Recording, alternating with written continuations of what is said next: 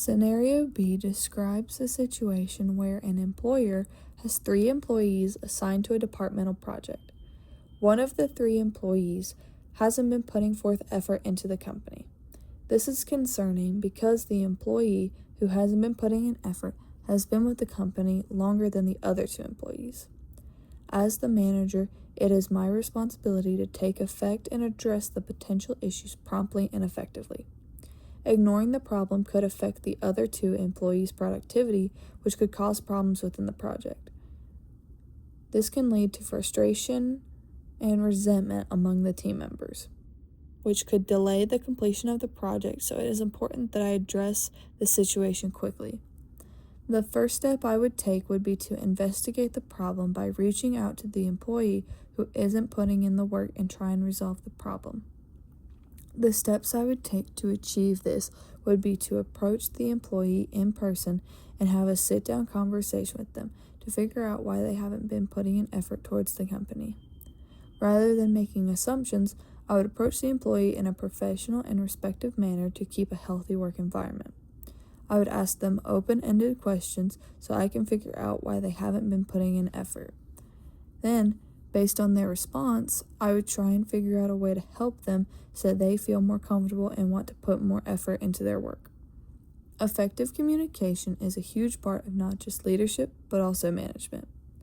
Management focuses on ensuring tasks are completed and that deadlines are met, while leadership focuses on understanding employees and guiding them towards improvement. It is important to listen to your employees' perspectives and address any concerns they may have. Based on the employee's response, I would ask what I can do to get them more motivated by offering options, such as them doing a different part of the workload or a different amount of the workload. This employee could be unmotivated because they feel like they have too much or not enough work. Out of the options provided in Scenario B, I would choose option D, which takes a similar approach to what I suggested previously. I chose this option because you shouldn't take action without trying to resolve the conflict first. Option D states that you should reach out to the employee and explain the situation, then try to negotiate a solution. I selected this option because you shouldn't just replace the employee without talking to them and asking why they aren't performing how they should for the department. This option is the most appropriate because it reflects effective leadership and conflict resolution.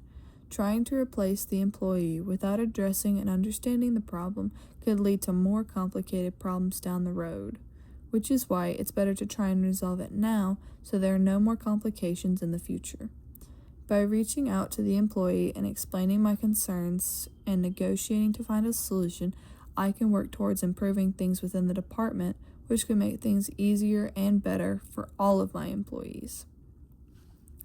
After the conversation with my employee, I would monitor the department after I made changes to ensure that the changes have made progress to resolve the current issues to build trust and strengthen my team moving forward.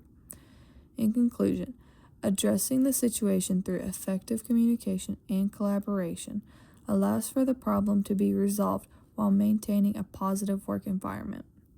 This approach will strengthen the team's relationship and productivity, which will lead to long-term success for the employees and the department.